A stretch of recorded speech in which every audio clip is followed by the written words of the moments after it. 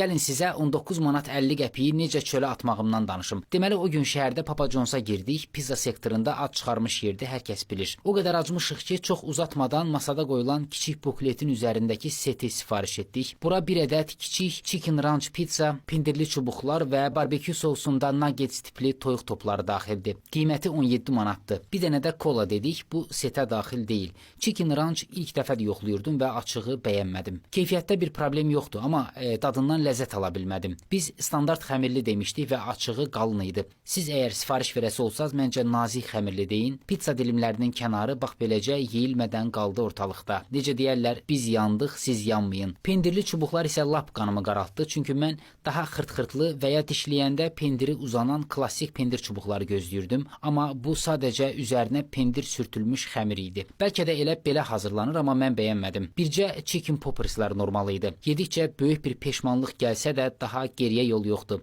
Əslində bu set özü normal görünür. Posterdən çox dadlı görüntüsü var, amma təcrübədə o feedback ala bilmədik. Şübhəsiz ki, Papa John's öz kontingenti olan çoxlarının sevimli brendidir, amma həqiqətən deyirəm, 19 manat 50 qəpik heyif oldu. Amma bunu da bir dərs olaraq qəbul edirəm. Gələn dəfə acanda hara gedəcəyimizi gərək yaxşı-yaxşı fikirləşim.